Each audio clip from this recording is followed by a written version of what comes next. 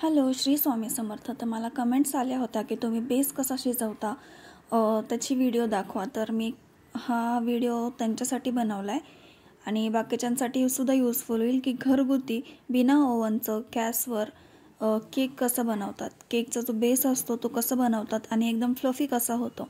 Basic मटेरियलपासून सांगते. तर मी आत्ता तुम्हालाच दाखवला तो ऑइलिंग ब्रश असतो आणि मला बेंटो केकपेक्षा थोडासा मोठा केक करायचा होता, सो मी हे भांडं यूज करते आहे जो एक टिफिन आहे आणि ह्याला बटर पेपर म्हणतात. तर बटर पेपर कंपल्सरी यूज करावाच लागतो. तो पहिले तो खूप मोठा होता, तर मी त्याला कट करून घेतला आणि कट करून घेतल्यावर ते जे शेप असतो त्याच्यावर ठेवून मग कट करायला ते मला इझी जातं. सो मी असं आधी हाफ हाफमध्ये कट करून घेते. सो हा जो टिफिन आहे त्या टिफिनला उलटं ठेवून घ्यायचं. उलटा ठेवल्यानंतर तो बटर पेपर त्याच्यावरती ठेवायचा आणि जो शेप आहे त्या डब्याच्या शेपला असं राऊंडमध्ये कट करून घ्यायचं. तर हे मी तुम्हाला घरगुती सांगते की ज्यांच्याकडे एक मटेरियल नाही आहे ते सुद्धा ही व्हिडिओ बघून म्हणजे घरगुती बेस हा बनवू शकता. तर ह्याचं जे प्रीमिक्स असतं, तर हा मला रेड वेल्वेट केकची ऑर्डर होती. सो मी रेड वेल्वेट केकचं प्रीमिक्स आणलं हाफ केजीचं, कारण मला जास्त ऑर्डर येत नाही. तर ते रेडीमेड प्रीमिक्स मिळतं तुम्हाला, जिथे केकचं मटेरियल असतं त्या शॉपमध्ये मिळेल तुम्हाला. आणि छान असतं ते, म्हणजे नुसतंच जर खाल्लं तुम्ही, बेस शिजल्यावर जर खाल्लं तुम्ही तरी ते छान लागतं. तर आता माझं हे कट करून झालं आहे बटर पेपर. त्याच्यानंतर जे साईडचे एक्स्ट्रा कट्स असतात ते कट करून घ्यायचे, जे मी तुम्हाला आता दाखवते कट करून कशी घेते मी. व्हिडिओ थोडी क्लिअर नाही झाली आहे, सो थोडं समजून घ्या. तर ते कट करून झाल्यावर हे मी कढई ठेवली आहे गॅसवर आणि ती कढी असते, कढी तर सगळ्यांकडेच असते, ती कढी त्याच्यामध्ये उलटी ठेवली आहे. तर जर मोठा केक असेल तर मग मी मोठे पातेले यूज करते, पण आता छोटा होता सो मी ही कढई यूज केली. आणि मला हे प्रीमिक्स मिक्स करेपर्यंत मी इकडे कढई गरम व्हायला ठेवली बारीक गॅसवर, जे तुम्ही आत्ता बघितलं. तर आधी मी ऑइलिंग ब्रशनी डब्याला पूर्ण राऊंड आतून आणि खाली बेसला ऑइलिंग करून घेतली, जे तुम्ही आत्ता बघताय. ऑइलिंग केल्याशिवाय बेस करायचंच नाही आहे. जरी केलं तरी तो प्रॉपर होणार नाही आणि झाला तरी तो डब्याला चिटकून बसेल, लवकर बाहेर निघणार नाही. त्याच्यानंतर ऑइलिंग झाल्यानंतर सगळीकडनं प्रॉपर ऑइलिंग करून घ्यायची, कुठेच सोडायचं नाही, निवांत करायची, म्हणजे जास्त घाई पण नाही करायची, गडबड पण नाही करायची. ऑइलिंग ब्रश यूज करायचा. ऑइलिंग ब्रशने एकदम प्रॉपर फिनिशिंग होती आणि पूर्ण कोपऱ्यामध्ये कानाकोपऱ्यामध्ये सगळीकडे ऑइल लागतं. त्याच्यानंतर हे झालं आहे माझं ऑइल लावून झाल्यानंतर जे मी कट केलेलं बटर पेपर होतं तर त्याच्यामध्ये ठेवायचं. बटर पेपर ठेवल्यानंतर तो असा प्रेस करून घ्यायचा हाताने, म्हणजे सगळ्या कॉर्नर्समध्ये तो स्प्रेड झाला पाहिजे बटर पेपर, कारण मग तो बेसच्या खाली राहतो. जो बेस आपण शिजवतो ते बेसच्या खाली राहतो तो बटर पेपर. असं हाताने फिरवून घ्यायचं, जसं मी आत्ता तुम्हाला दाखवते. हे बटर पेपर आता माझं लावून झाले आणि आता मी ते साईडला ठेवणार. त्याच्यानंतर मी हा बाऊल घेतला आहे.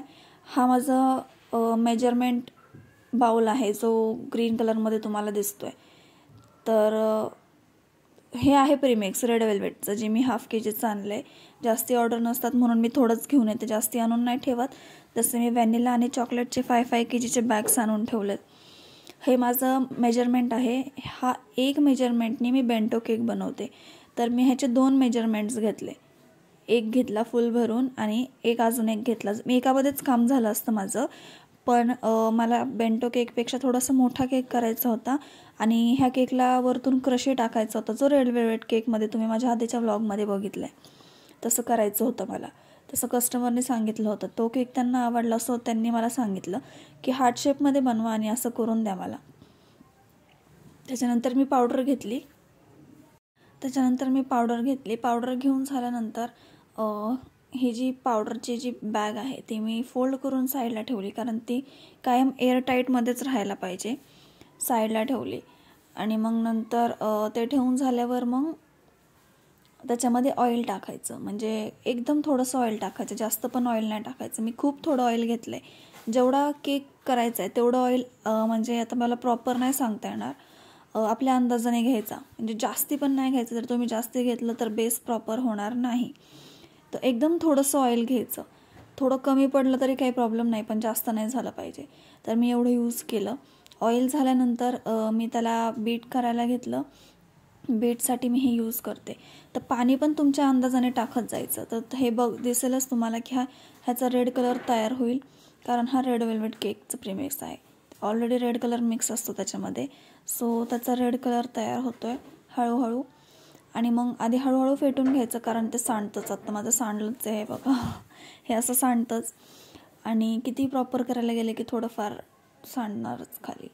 तर मी हे बीट करून घेते आहे. थोडं थोडं पाणी घालायचं, जास्त पाणी नाही घालायचं. जर एकदम जास्त पाणी घातलं त्याच्यामध्ये गाठी होणार आणि त्या गाठी फोडायला तुम्हाला खूप वेळ जाईल. तर खूप थोडं थोडं पाणी घालायचं आहे आणि एकदम फास्टमध्ये असं बीट करून घ्यायचं. जेवढा वेळ तुम्ही त्याला बीट कराल तेवढा तुमचा बेस फ्लफी आणि स्पॉन्जी होईल एकदम. तर हा आपलं तयार नाही झालं आहे अजून.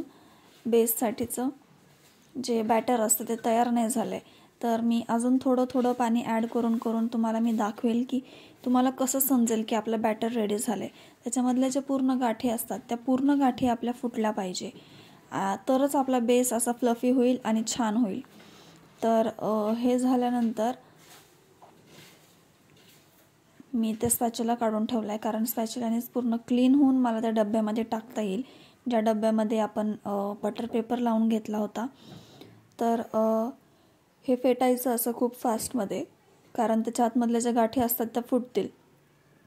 माझा तर हात दुखून येतो असं फेटून फेटून, पण काही ऑप्शन नसतं, तसं करावंच लागतं आणि ते हातानेच करावं लागतं. तर जोपर्यंत एकसारखी बॅटरची एकसारखी धार पडत नाही कंटिन्युअसली न तुटता, तोपर्यंत थोडं थोडं पाणी ॲड करून त्याला फेटत राहायचं.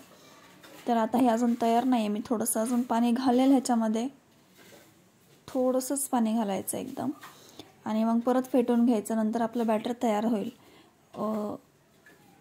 दाखवेल मी आता तुम्हाला की हे बॅटर तयार झालेलं कसं कळतं.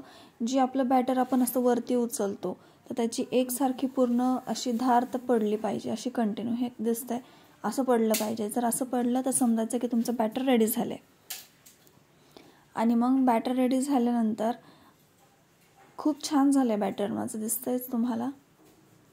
मग मी ते बीटर काढून घेतलं, क्लीन करून घेतलं ते, आणि नंतर ते जे स्पॅच्युला आहे स्पॅच्युलानी पूर्ण क्लीन केलं, ते साईड्स पूर्ण क्लीन केल्या. आणि मग नंतर तो डब्बा घेतला, त्या डब्यामध्ये ते बॅटर टाकून घेतलं. आधी क्लीन करून घेतलं आणि मग ते बॅटर मी हळूहळू टाकलं. तरच. आणि बॅटर टाकताना एक लक्षात ठेवायचं की ज्या डब्यामध्ये किंवा ज्या टिनमध्ये आपण बॅटर टाकतोय ते साईडला लागलं नाही पाहिजे, कारण जर ते साईडला लागलं तर काही प्रॉब्लेम नाही होत, पण ते कडक होऊन जातं ज्यावेळेस बेस तयार होतो त्यावेळेस. तर हे एकदम प्रॉपरली मी बॅटर टाकते. तुम्हाला दिसतंच आहे की बॅटर किती छान रेडी झालं आहे आणि एकसारखं पडतं आहे. तर बॅटर रेडी झालं आहे. मी त्याच्यामध्ये त्या डब्यामध्ये सुद्धा टाकून घेतले आणि मी आता ते जे बाउल आहे ते क्लीन करून घेते आहे. थोडंसंही नाही ठेवायचं, पूर्ण क्लीन करून घ्यायचं. त्याच्यानंतर हे असं थोडंसं टॅप करून घ्यायचं खाली, जसं मी आता टॅप करते आहे. हे टॅप केल्यानंतर काय होतं, जे त्याच्यामध्ये एअर बबल्स तयार झालेले असतात ते एअर बबल्स फुटतात आणि बेस खूप छान रेडी होतो. तर हे असं करून घ्यायचं. ह्याच्यामध्ये जे एअर बबल्स असतात ते फुटतात आणि मग नंतर त्या कढीवर ठेवून द्यायचं. बारीक गॅस, तुम्हाला दिसते की मी गॅस बारीकच ठेवला आहे. बारीक गॅसवर ठेवून द्यायचं आणि बारीक गॅसवर ठेवल्यानंतर वरतून एकदम टाईट पॅक असं फिट बसणारं त्या कढईला असं झाकण उलटं ठेवून द्यायचं. ॲक्च्युली मी आधी हे ठेवलं होतं, पण हे नंतर लक्षात आलं की बेस फुगला की हा झाकणाला लागणार, सो मी हे काढून टाकलं आणि हे ठेवलं. असं 15 ते 20 मिनटं फक्त तुम्हाला ठेवायचं आहे. 15 ते 20 मिनटानंतर हा बेस रेडी होईल. आणि आधीमध्ये मला सवय असं चेक करत राहायची, कारण कधी कधी लक्ष नसलं की मग प्रॉब्लेम होतो. तर मी आता चेक करून घेतलं आणि आता तुम्ही बघताय की 15 ते 20 मिनटात माझं बेस किती छान रेडी झाला आहे. आणि ह्याचा पूर्ण व्हिडिओ मी तुम्हाला नंतर दाखवेलच. सो कसं वाटलं नक्कीच सांगा. थँक्यू.